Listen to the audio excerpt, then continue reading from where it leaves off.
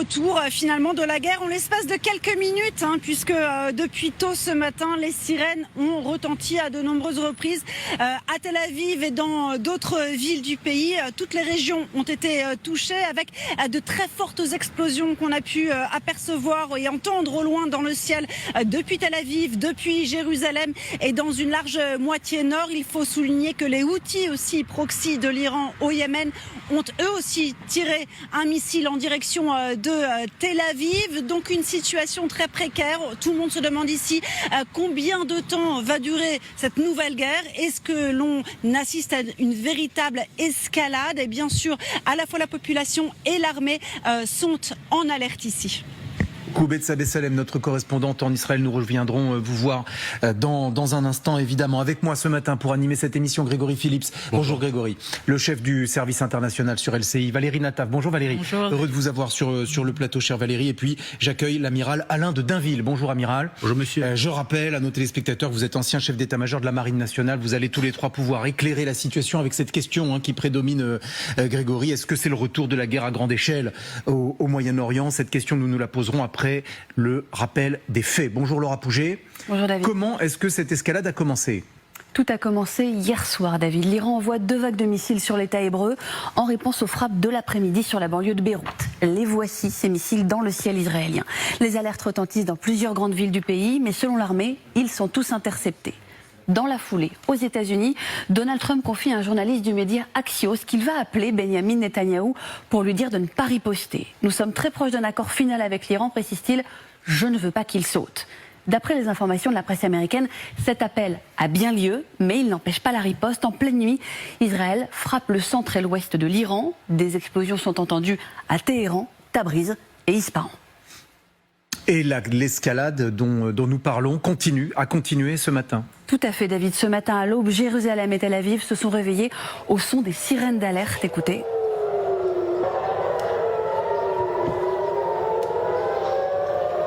Plusieurs salves de missiles sont tirées sur l'État hébreu, à la fois vers le nord, vers le centre et vers le sud, avec en plus des missiles iraniens. Regardez, au moins un missile tiré par les Houthis du Yémen. Les gardiens de la révolution disent eux avoir visé 2 bases aériennes israéliennes, celles de Nevatim et Tel Nof, les 2 que vous voyez ici marquées sur ma carte.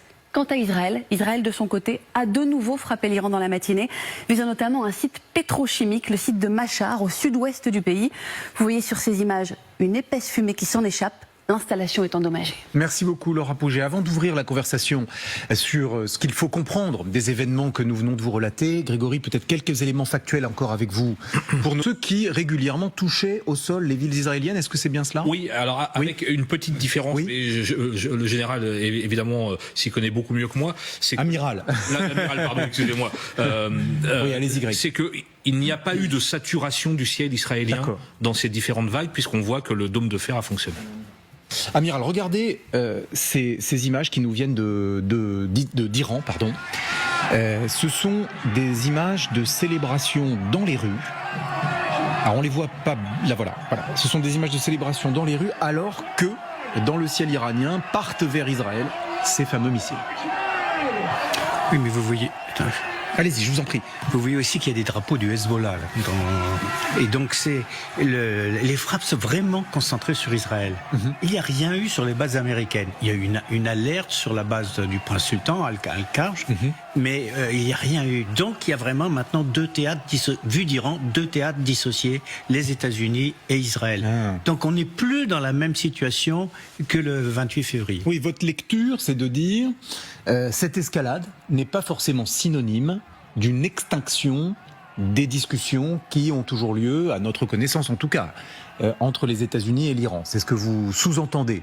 Alors bien sûr, si ça dégénère, ça cassera tout. Mais c'est mon interprétation actuelle. Valérie, on a vu que le président américain, vous avez vu ces fuites sur le site d'information Axios, qui ont ensuite été confirmées.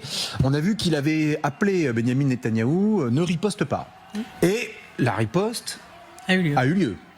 faut-il en déduire que le président américain n'a plus ou n'a pas la capacité de fixer des limites au Premier ministre israélien? Alors, moi je ne crois pas. Je crois que pour Benjamin Netanyahou, l'important c'était de montrer avant les élections qui vont avoir lieu, donc après l'été, qu'il n'est pas vassalisé par Donald Trump.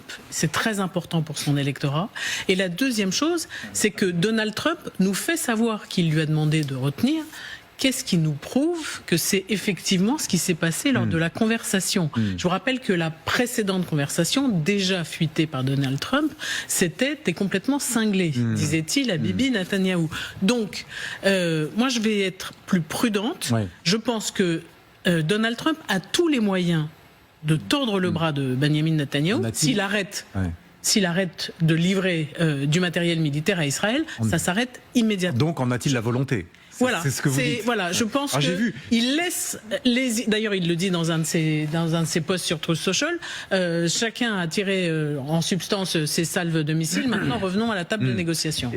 J'ai vu passer dans les médias israéliens aussi la théorie d'une ruse qui aurait été fomentée en complicité par Donald Trump et Benjamin Netanyahou pour créer l'effet de surprise. Oui, non, mais ceci dit, on peut légitimement se poser la question, et vous faites bien de le faire, parce que à ce stade, la presse américaine dit que l'armée américaine n'a pas participé aux frappes de la nuit, mais qu'elles ont peut-être été coordonnées avec Israël. Donc vous avez à la fois un